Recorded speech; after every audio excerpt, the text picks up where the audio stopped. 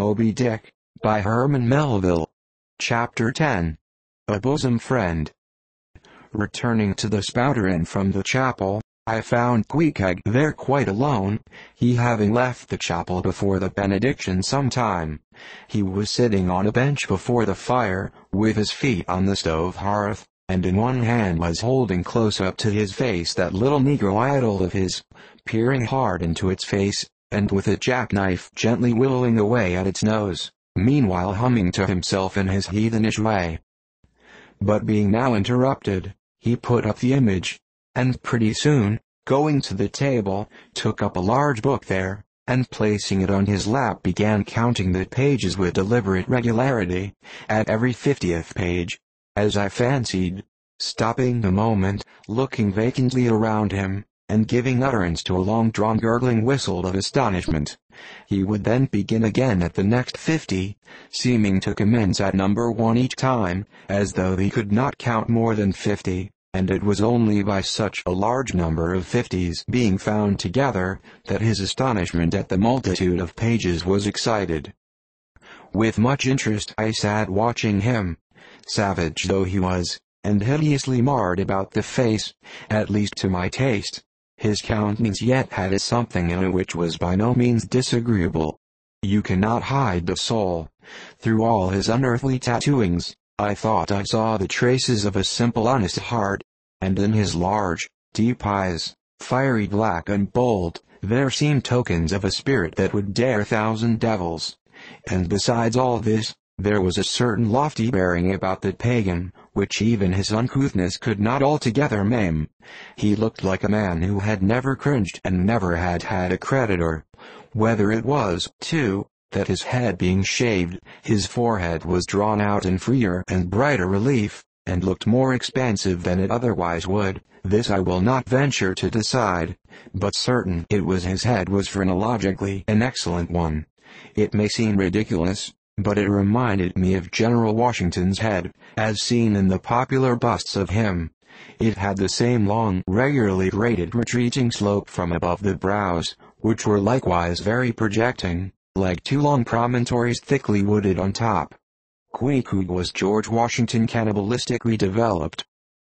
Whilst I was thus closely scanning them, half pretending meanwhile to be looking out at the storm from the casement, he never heeded my presence, never troubled himself with so much as a single glance, but appeared wholly occupied with counting the pages of the Marvellous book.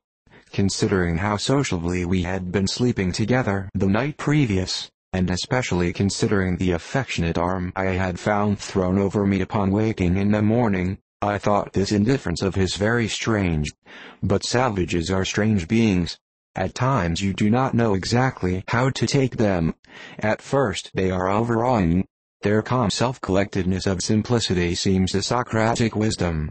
I had noticed also that Queequeg never consorted at all, or but very little, with the other seamen in the inn. He made no advances whatever, appeared to have no desire to enlarge the circle of his acquaintances. All this struck me as mighty singular, yet, upon second thoughts, there was something almost sublime in it. Here was a man some 20,000 miles from home, by the way of Cape Horn, that is, which was the only way he could get there, thrown among people as strange to him as though he were in the planet Jupiter, and yet he seemed entirely at his ease, preserving the utmost serenity, content with his own companionship, always equal to himself.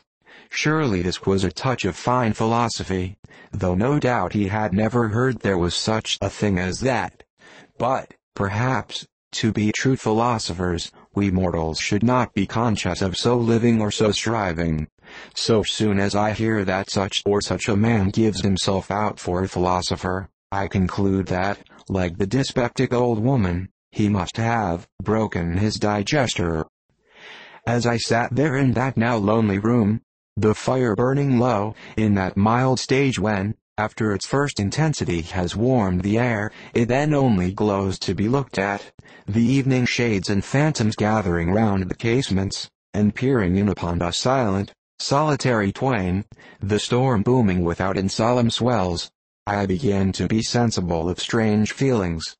I felt a melting in me, No more my splintered heart and maddened hand were turned against the wolfish world. This soothing savage had redeemed it. There he sat, his very indifference speaking a nature in which there lurked no civilized hypocrisies and blended deceits. Wild he was, a very sight of sights to see, yet I began to feel myself mysteriously drawn towards him. And those same things that would have repelled most others, they were the very magnets that thus drew me. I'll try a pagan friend, thought I, since Christian kindness has proved but hollow courtesy. I drew my bench near him, and made some friendly signs and hints, doing my best to talk with him meanwhile. At first he little noticed these advances, but presently, upon my referring to his last night's hospitalities, he made out to ask me whether we were again to be bedfellows. I told him yes, whereat I thought he looked pleased, perhaps a little complimented.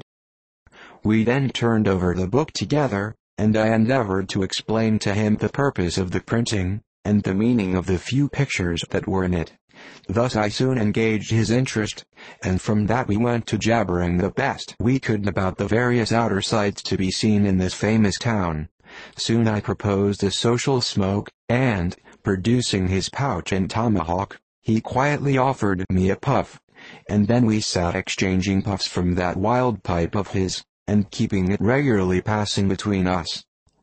If there yet lurked any ice of indifference towards me in the pagan's breast, this pleasant, genial smoke we had soon thawed it out, and left us cronies.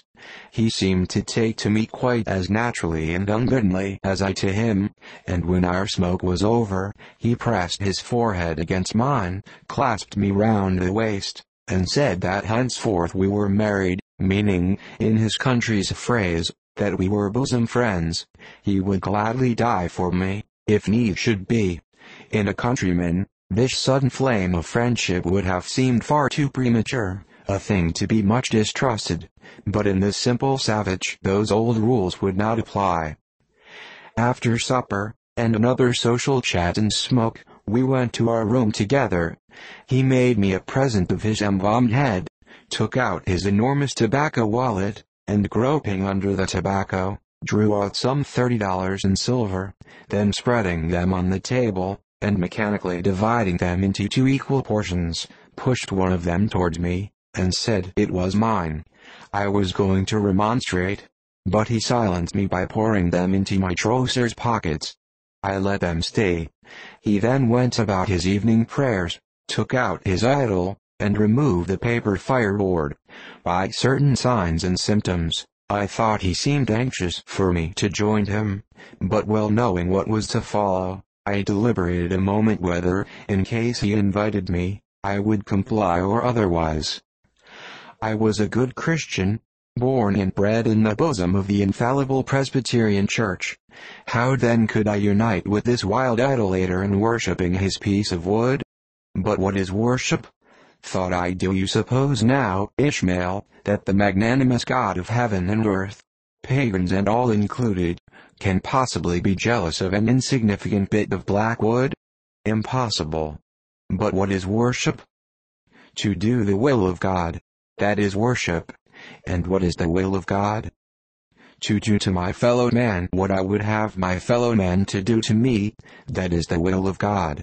Now, Queequeg is my fellow man. And what do I wish that this Queequeg would do to me? Why, unite with me in my particular Presbyterian form of worship. Consequently, I must then unite with him in his, ergo, I must turn idolater. So I kindled the shavings, helped prop up the innocent little idol, offered him burnt biscuit with Queequeg, salaamed before him twice or thrice, kissed his nose, and that done, we undressed and went to bed, at peace with our own consciences and all the world. But we did not go to sleep without some little chat.